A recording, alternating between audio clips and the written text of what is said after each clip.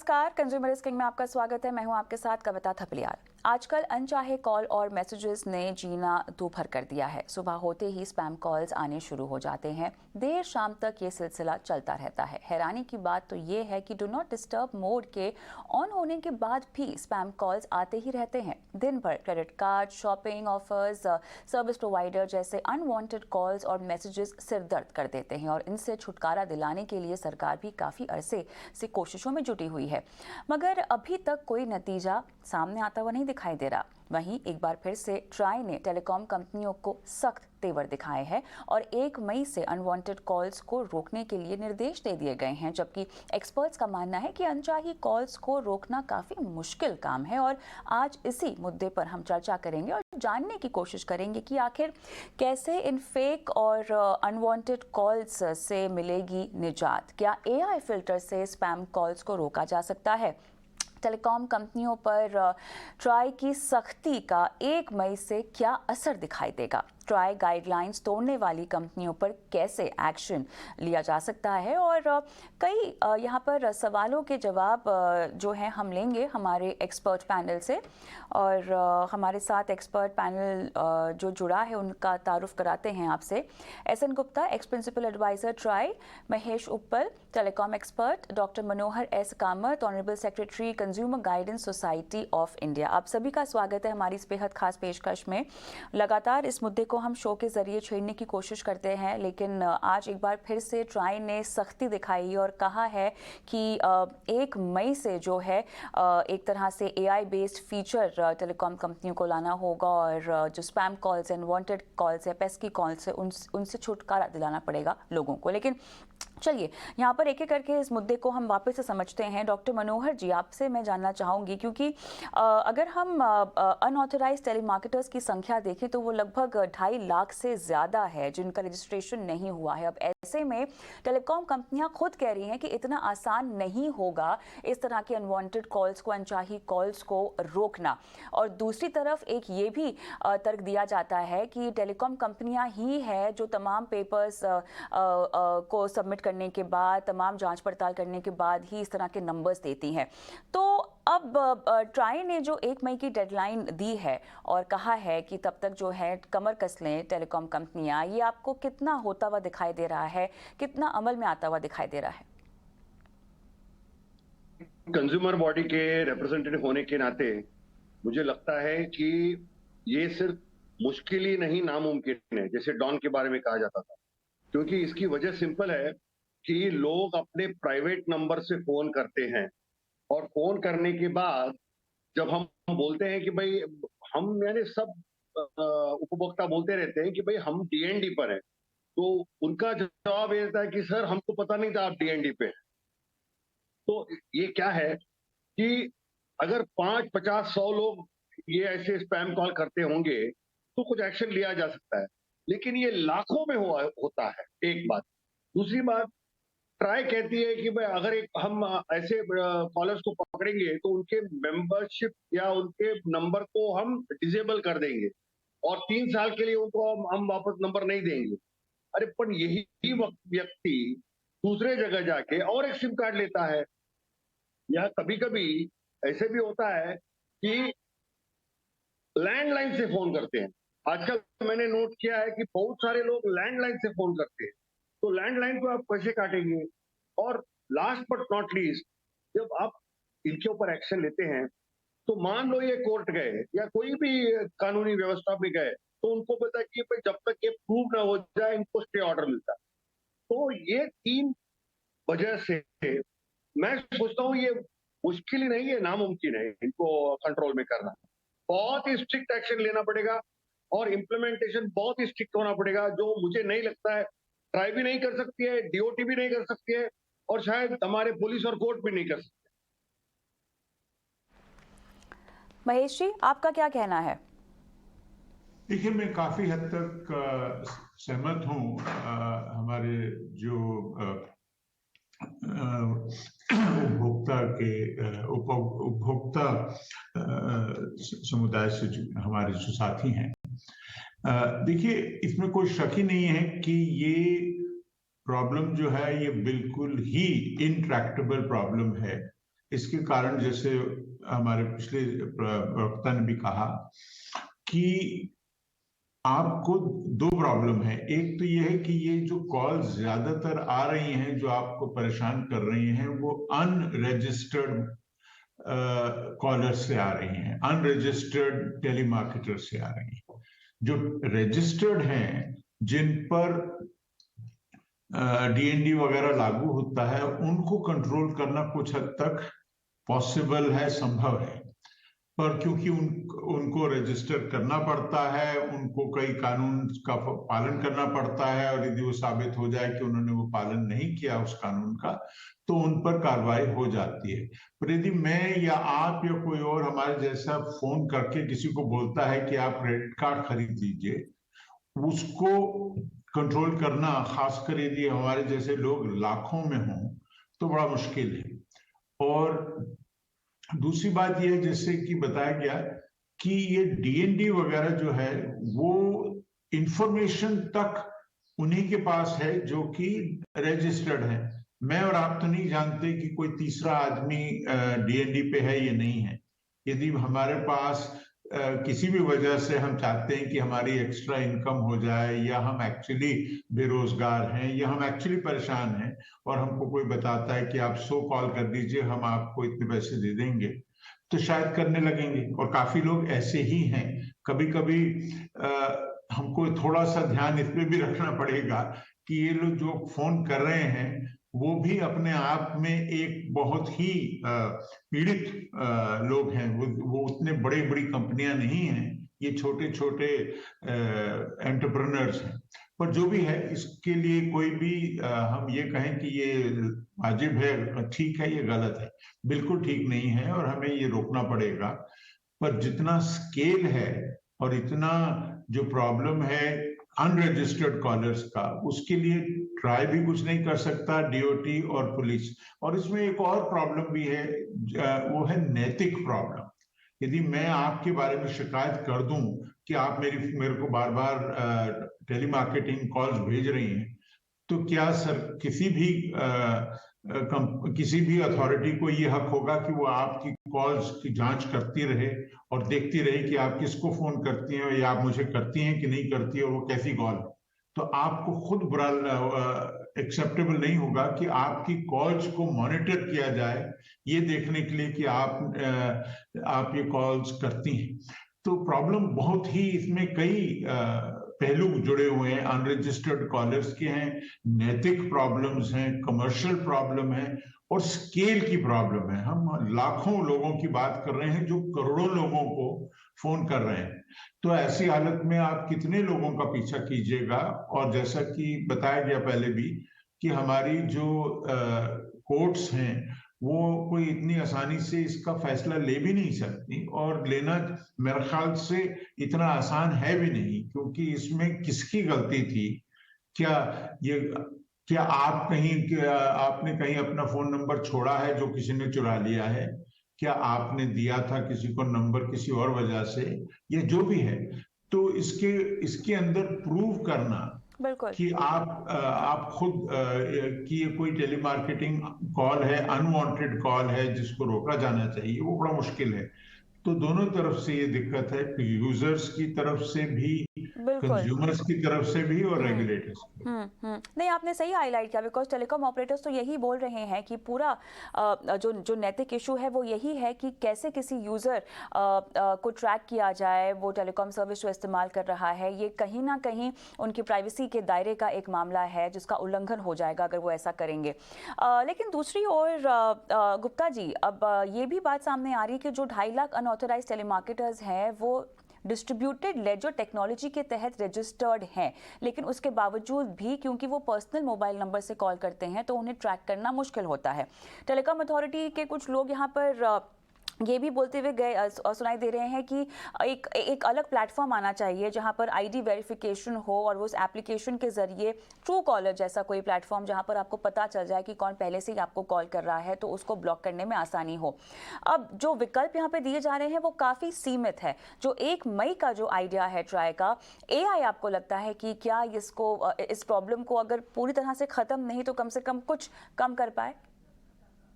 हाँ, thank you Kavita ji. Actually जो 1 मई वाला है इट इज टू अर्ली, और जो अभी जो आपके पेपर में भी हमने पढ़ा कि भाई 1 मई से ये करना है, and try have directed the operators. Actually ये डायरेक्टिव भी नहीं दिया गया, मतलब कि जैसे पहले वक्ता बोल रहे थे कि वो थोड़े सख्ताई नहीं है, तो सख्ताई करने के लिए फर्स्ट है कि जो आपने उनको मीटिंग में बोला है उसकी डायरेक्शन इशू करो, वो भी इशू नहीं हुआ है। जो 1 मई की जो इनको बोला कि AI ML लगा के आप वॉइस पे, एक्चुअली डेटा की प्रॉब्लम तो सॉल्व होगी, बट वॉइस की अभी पहले तो डायरेक्टिव आएगा, और डायरेक्टिव आने में भी जो कुछ लोग बोल रहे हैं, जो ऑपरेटरों का भी अखबार में भी आया है कि भाई ये तो प्राइवेसी का मामला है, कि अगर हम AI ML से उसका कंटेंट देख के फिर डिसाइड करें कि ये टेली मार्केटिंग कॉल है या कोई पर्सनल कॉल है, तो वो उसमें सिक्योर ये पर्सनल इशू आता है, privacy issue. So that will become clear on the directive of the tribe, जो एक्चुअल आएगा, जो ऑपरेटिंग डायरेक्टिव आएगा। तो वो अभी डायरेक्टिव ही नहीं आया, तो फिर 1 मई तक तो मतलब नोबडी कैन मतलब बिलीव कि 1 मई को कुछ भी होगा, मतलब पूरा काम तो होना भी नहीं है इससे। एक्चुअली ये पूरी प्रॉब्लम, जैसे अपन पहले भी मिले हैं और आपने भी बहुत कहा, ये आज की बात नहीं है। एक्चुअली इसमें जो चाहिए करने का वो है डिवाइड एंड रूल। ये प्रॉब्लम को डिवाइड करना है। एक्चुअली प्रॉब्लम पहले तो दो पार्ट प्रॉब्लम के हैं कि registered telemarketer and unregistered telemarketer. Actually unregistered telemarketer दुगने हैं, 5 लाख से भी ज्यादा हैं अगर वो स्टैटिस्टिक देखो, और ये 2.5 लाख रजिस्टर्ड है। तो जो रजिस्टर्ड हो जाता है फिर उसके बाद उसके भी 2 प्रॉब्लम है। रजिस्टर्ड वो एक तो SMS भेजता है, मतलब कि डेटा भेजता है, और एक वॉइस कॉल भी करता है। तो डेटा वाले की प्रॉब्लम तो सॉल्व होगी, that means registered, and for data that problem is already solve, उसको काफी साल हो गए हैं। अब उसी को उन्होंने वॉइस का भी डायरेक्टिव इशू किया था कुछ महीने पहले, तो वॉइस का नहीं हो पा रहा था, फिर अब इन्होंने बोला AI ML निकाल के करो, तो उसमें टाइम लगेगा। बट मेन प्रॉब्लम फिर भी रहेगी अनरजिस्टर्ड टेली मार्केटियर या इंडिविजुअल नंबर से। तो उसके लिए भी इन्होंने ट्राई ने भी बोला है भाई वो अलग सीरीज से हो, वो शॉर्ट नंबर से हो, और जब वो नंबर दिया जाता है वो ऑपरेटर देते हैं, मतलब जब ऑपरेटर नंबर देते हैं तो वो पूरा KYC करते हैं, जैसे पहले OSP में था, कॉल सेंटर्स के लिए भी था, उसका KYC होता है, उससे काफी अंडरटेकिंग लेनी होती है कि भाई आप ये भी करोगे, ये भी करोगे, वो मतलब अनवांटेड को नहीं भेजोगे, वो सब चीजें हैं। लेकिन वो भी उसके बाद भी जो 10 डिजिट से कॉल आएगी उसमें इनमें से कोई चीज काम नहीं करेगी, जैसे हमारे दो एक्सपर्ट्स ने पहले बोला। बट उसका भी एक सॉल्यूशन है madam, and that solution is आज का नहीं है, वो भी 2018 में एक डायरेक्टिव इशू किया था ट्राई ने ही, कि भाई ऑपरेटरों को बोला you please explore the possibility of CNAP। CNAP is calling number name presentation, calling name presentation. अभी तक तो CLI आता है, नंबर आता है, बट नाम नहीं आता है, जैसे ट्रू कॉलर की तरह से नाम आता है, बट ट्रू कॉलर का वैलिडेटेड नहीं होता है नाम। बट अगर ट्राई या कोई गवर्नमेंट एजेंसी उस डायरेक्टिव को एनफोर्स कर दे CNAP वाले को, तो एनफोर्स तो किया ही नहीं, इन्होंने 5-6 महीने पहले एक और पेपर निकाल दिया उसी पे, CNAP पे, भाई ये कैसे होगा, क्या होगा, और उस पेपर पे अभी चर्चा चल रही है, ओपन हाउस भी हो गया, उसकी रिकमेंडेशन आएगी। अगर CNAP हो जाए, CNAP means if they mandate, if try mandate जो पहले भी किया उसको एनफोर्स करना है बेसिकली, कि भाई हर ऑपरेटर को इस कस्टमर का नाम भी बताना है, हाँ। मतलब कॉलिंग लाइन की बजाय, और उसके उन पे सारी डिटेल हैं, KYC उन्होंने किया हुआ सब है, Exactly. तो उनको सिर्फ उसकी वो CNAP देना। अगर वो CNAP दे दे, फिर जो मेरे पे कॉल आएगी, अब मुझे पता है कहां से मेरा आ रही है। सवाल एग्जैक्टली इसी पॉइंट पे मेरा सवाल है, लेकिन साथ ही महेश जी, क्या ये भी सही होगा कि हम टेलीकॉम कंपनियों को ये पुलिसिंग वर्क करने की भी जिम्मेदारी दे दें, कि ये आपको लगता है कि रेगुलेटर की जिम्मेदारी होनी चाहिए, क्योंकि कहीं ना कहीं हम टेलीकॉम कंपनियों से ही सारी उम्मीदें कर रहे हैं, आर्टिफिशियल इंटेलिजेंस और जो भी डिटेक्शन सिस्टम बनाने की बात हो रही है AI से बनी हुई, वो भी हम चाहते हैं कि वो ही करें, और जो उनके पास वे आउट है वो बिल्कुल ही अनलॉफुल है। अब ऐसे में पुलिसिंग वर्क भी क्या उनको देना चाहिए, या ट्राई को ही यहाँ पर आगे आकर चीजें खुद ठीक करने की कोशिश करनी चाहिए? डिमांड चाहे वो रख सकते हैं टेलीकॉम कंपनियों से, वो एक तरह से ठीक होगा, लेकिन अपने आप में एक सिस्टम उन्हें बनाना होगा। महेश जी, देखिए ये बहुत ही अहम सवाल है, और इसमें कोई शक नहीं कि ये अनरियलिस्टिक है टेलीकॉम कंपनियों से ये पुलिसिंग का काम करवाना। पर हमें ये नहीं भूलना चाहिए कि किसी से भी ये पुलिसिंग काम करवाना इतना आसान है नहीं, और इसका जो स्केल है, जैसे पहले भी दोनों वक्ताओं ने कहा, लाखों करोड़ों कॉल्स की बात हो रही है, कैसे आप उसको एनफोर्स करेंगे। इश्यू जो है वो सबसे बड़ा पुलिसिंग के अलावा भी एनफोर्समेंट का है। पहले आप आइडेंटिफाई कीजिए, और आइडेंटिफाई इस स्केल पे करिए, उसके बाद आप उसको एनफोर्स कीजिए, यानी कि उन पर कुछ कानून लगाइए, उन पर फाइन लगाइए। कोई ये सब जो काम है ये बहुत ही असंभव है, किसी भी मार्केट में ये संभव नहीं रहे। इसका एक ही इलाज होता है, वो है मार्केट का। यदि आपको पता चल जाए, या ऐसा देखने में आपको लगे, आपके एक्सपीरियंस में आए कि एक पर्टिकुलर ऑपरेटर से ज्यादा आपको कॉल्स आती हैं, मुझे उसका सर्विस नहीं लेना, या आपको लगे कि फलाने एरिया से वो आ रहे हैं कॉल्स, वहां से कॉल्स नहीं लेने, या तो तब आप देखेंगे कि ऑपरेटर्स को ये जो परसेप्शन है मार्केट में, जो अजम्पशन है लोगों की, ना कि उनके पास कोई प्रूफ है, अजम्पशन है कि ये सब हमारी कंपनी के साथ ये लिंक किया जा रहा है, तो हमें कुछ करना पड़ेगा, तब कुछ हो सकता है। पर इसके लिए जो भी ऑप्शन है वो मार्केट का ही ऑप्शन है, मेरा अपना मानना है। कोई भी इसमें टेक्नोलॉजी या कोई भी इसमें पुलिसिंग मॉनिटरिंग जो है, एक बहुत ही लिमिटेड इम्पैक्ट हो सकता है उसका। और क्योंकि ऐसी कंट्रीज, अब हमारे साथ कुछ मित्र आए थे अभी अमेरिका से, उनके यहाँ भी यही प्रॉब्लम है, चाहे वो स्केल पे नहीं है, पर वो भी कहते हैं सुबह उठते ही उनके पास भी कॉल आने शुरू हो जाते हैं। तो जहां सीरियस एनफोर्समेंट पॉसिबल भी है, जहां स्केल कम है, वहां पर भी ये दिक्कत जो है वो इतनी आसानी से सॉल्व नहीं हुई। तो हमें थोड़ा सा रियलिस्टिक होना पड़ेगा, और हमें मार्केट में कंपटीशन के बारे में देखना होगा, और मार्केट के जो भी डायनामिक है उस पर डिपेंड करना होगा। इसके अलावा हमारे पास, मेरा दुर्भाग्यपूर्ण, इसके अलावा कोई चारा है नहीं इसमें। और जो TRAI का जो डायरेक्टिव है, जब भी आएगा, मुझे लगता है उस पर कोई सफलता मिलेगी, मुझे ऐसा नजर नहीं आ रहा है। बिल्कुल, लेकिन यहाँ पर जो टेलीकॉम कंपनियों की तरफ से दावे भी किए जा रहे हैं कि वो तो ट्राई के साथ मिलकर जो है पूरी कवायद यहाँ पर कर रहा है, इसमें फिर किस तरह का प्रूफ है कि ये काम वाकई हो रहा है? क्योंकि ऐसा भी नहीं है कि हमने इन पेस्की कॉल्स की तादाद में कोई कमी देखी हो, इनफैक्ट ये दिन पर दिन बढ़ते ही जा रहे हैं। तो अगर टेलीकॉम कंपनियां क्लेम भी कर रही हैं कि वो काम कर रही हैं डायरेक्टिव्स के अनुसार जो ट्राई से उनको मिले हैं, उसका तो असर आता हुआ नहीं दिखाई दे रहा। डॉक्टर मनोहर, बिल्कुल असर नहीं दिखाई दे रहा। इसकी वजह ये है कि जैसे मैंने पहले कहा था, ये लाखों करोड़ों में है। और दूसरी बात क्या है, ट्राई के पास इतनी कोई यंत्रणा भी नहीं है कि भाई किसी को पकड़ के वो एक्शन ले सके। अभी जैसे मैंने कहा, जब हजारों लाखों प्राइवेट नंबर से कॉल करते हैं, तो ट्राई किन किन के पीछे भागेगा? वो पहली बात है। दूसरी बात क्या है कि इन हर एक के घर पे जाके पकड़कर इनके ऊपर कानूनी कार्रवाई करना, ये तो असंभव है। क्योंकि एक छोटे कॉल के लिए अगर पकड़ के इनको भी करें, तो इनका एट द मोस्ट क्या होगा कि भाई कुछ महीनों या सालों को इनकी नंबर डिसेबल हो जाएगी। लेकिन इसके ऊपर जो मशक्कत और मेहनत करनी पड़ेगी, वो बहुत भारी होगी। इसलिए मैं समझता हूं कि ये सब, जब भी हम कायदे कानून बनाते हैं, ऐसे कायदे कानून बनाइए जिसका इम्प्लीमेंटेशन हो सकता है, जो पब्लिक को एक्सेप्टेबल हो। इसमें परेशानी क्या है कि कायदे कानून तो इन्होंने जो बनाना है पहले से बना के रखा है कि अगर आप अनरजिस्टर्ड हो तो आपको ये होगा, आप रजिस्टर्ड होकर कॉल करोगे तो 1 लाख का जुर्माना होगा, ये सब बोला है इन्होंने। लेकिन कितने लोगों के ऊपर 1 लाख का जुर्माना हुआ?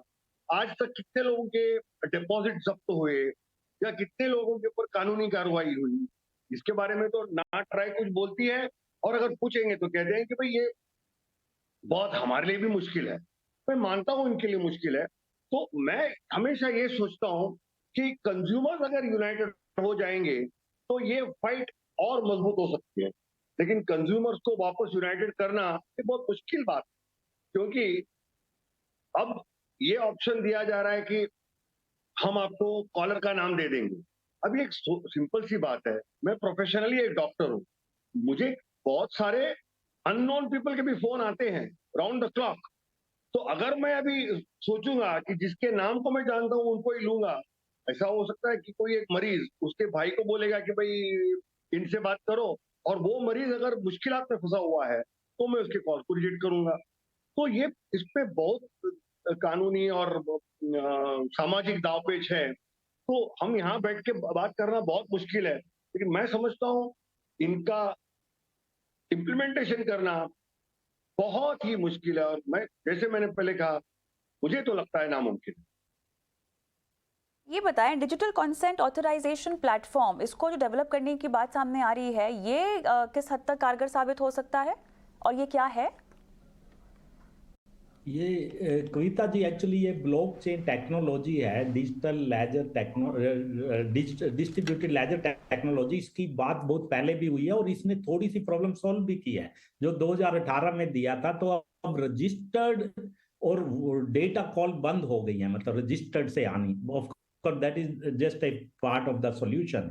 अब वो वॉइस को करने के लिए किया था, तो उसमें ये AIML लगेगा, क्योंकि ये डायरेक्टिव बाद में इशू किया वॉइस का, तो उसमें भी होगी, वो धीरे धीरे होगी। लेकिन अगर आपने ये पूरा बना दिया प्लेटफॉर्म और इसकी पूरी कैपेबिलिटी यूज कर ली, तो फिर तो सारा काम हो जाएगा। But it is easier said than done, जैसे बाकी लोग भी बोल रहे हैं, क्योंकि इसमें एक तो बहुत खर्चा भी होना है और इतना डेटा उसमें फीड होना है। Someone have to spend the money, और वो ऑपरेटरों पे डालना तो एक्चुअली जाती होगी।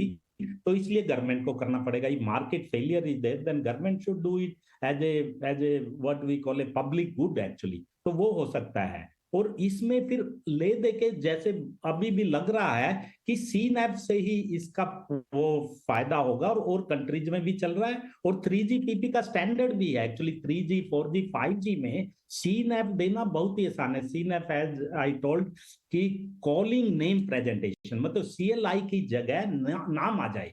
अब नाम आपके जान का भी हो सकता है, अनजान का भी हो सकता है, तो you can take a call कि भाई मैं ये फोन उठाऊं या नहीं। और नाम में अगर टेली मार्केटर से आ रही तो उस टेली मार्केटर का होगा, क्योंकि वो उस तरह से रजिस्टर्ड होगा, वहां पे KYC किया होगा उसने। जब रिसोर्स लेता है वो टेलको से, वो अपना पूरा नाम देता है और क्या करेगा वो भी देता, पूरा उसमें होता है। तो वो सारा वहां पे आ जाएगा, उसका नाम उसी हिसाब से प्रेजेंट किया जाएगा। तो फिर आपकी मर्जी एज ए कस्टमर। कहने का मतलब है कि कस्टमर को भी दिमाग लगाना पड़ेगा। मतलब ये नहीं कि सारा काम ट्राई करे या ऑपरेटर ही करे। एटलीस्ट अब आपका नाम बता रहे हैं, भाई आपका इस नाम से आ रही है, अब आप फोन उठाओ या ना उठाओ, और बाकी भी चलता रहेगा। मतलब ये दोनों तरफ से इस पे अटैक करना पड़ेगा, सीनैप का भी और ट्राई का। वो पेपर एक्चुअली ऑलरेडी डिस्कशन हो गया, उसकी रिकमेंडेशन भेजें, और 3G और 4G में उसको एप्लीक करना बहुत ही आसान है एक्चुअली। वो इतनी बड़ी प्रॉब्लम नहीं है, ना वहाँ AI है ना ML है, कुछ भी नहीं है। वो स्विच में ही प्रोविजन करना होता है, और ITU के भी स्टैंडर्ड हैं। तो वो अगर ट्राई जल्दी करके सरकार को लिख दे या ऑपरेटरों को डायरेक्टिव इशू कर दे, सारी उसने डिस्कशन कर ली है एक्चुअली, तो उससे काफी इंपैक्ट होगा। बट पूरा तो नहीं हो सकता किसी तरह से भी, और एक तरीके से ज्यादा इंपैक्ट नहीं होगा। आपको दोनों तरफ से करना पड़ेगा, सीनैप भी यूज करना पड़ेगा, AIML भी यूज करना पड़ेगा, और ये ब्लॉकचेन भी यूज करनी पड़ेगी। सारी चीजें अगर हम यूज कर लें और अलग अलग को रिस्पॉन्सिबिलिटी दे, कुछ रिस्पॉन्सिबिलिटी ट्राई ले, बिल्कुल नहीं, वही बहुत जरूरी है। यहाँ पर रिस्पॉन्सिबिलिटीज और जो ड्यूटी है उनको सही तरीके से निभाने के लिए बहुत ज़रूरी है कि एक एक अपनी अपनी एरियाज पकड़ लें और उसके मुताबिक कार्रवाई भी करें। लेकिन उपल जी, डॉक्टर मनोहर जी की बात को ही अगर मैं आगे ले जाना के आपसे पूछना चाहूँ कि डेडलाइंस और तमाम तरह के एक्शंस उठाने की मोहलत तो ट्राई बहुत समय से देता आया है टेलीकॉम कंपनीज को। अब ये बात सही है कि पूरा ठिकरा उन पर नहीं फोड़ना चाहिए, बीच का रास्ता निकालने की ज़रूरत है, लेकिन क्या इस रास्ते में कोई सख्त जुर्माने की कार्रवाई भी क्या अब करनी चाहिए? हालांकि है वो लिस्टेड, लेकिन उसके बावजूद भी कुछ होता हुआ दिखाई नहीं दे रहा। जितनी भी प्रॉब्लम्स हम लोगों ने शेयर की हैं, उसमें जहां तक ये जुर्माने की बात है, इसमें कोई शक नहीं कि उसका कुछ फर्क पड़ सकता है, पर बहुत ही सीमित होगा। इसीलिए हमें थोड़ा ध्यान रखना है। पर थियोरेटिकली स्पीकिंग, यदि हम बोले कि देखिए हर एक इस किस्म की कोई भी यदि चीज जब प्रूव हो जाती है तो आप 2 लाख रुपए का फाइन कर देंगे, तो उसमें कम से कम छोटे जितने भी वो हैं जो लो इनकम लोग हैं जो इस कॉल्स को कर रहे हैं, उनके लिए ये फिर शायद डिसइंसेंटिव हो, वो डिटर हो जाए इससे, वो बोले कि देखो ये सौदा महंगा पड़ सकता है, एक पैसे कमाने के बदले में हमें नुकसान हो सकता है, तो हमें इस किस्म के काम करने से पहले सोचना चाहिए। ये अपने आप में संभव है, पर मुझे लगता है इसमें एक अनफेयरनेस भी आ जाएगी, क्योंकि ये क्योंकि कुछ लोगों के ऊपर ये फाइन आएंगे, ज्यादातर लोगों को आप फाइन कर ही नहीं पाएंगे। जो कारण थे वो तो हम सब लोग बात कर ही चुके हैं। तो ये जो है प्रॉब्लम कॉम्प्लेक्स है, पर इसका मार्केट में इलाज हो सकता है। बिल्कुल। तो कुल मिला के एक बार फिर से ट्राई ने सख्त कदम उठाने की कोशिश की है। अब देखना होगा कि इस सख्ती का अब की बार कितना असर पड़ता है। बहुत बहुत धन्यवाद आप तीनों का इस खास पेशकश में शामिल होने के लिए। मुझे भी इजाजत दें। नमस्कार।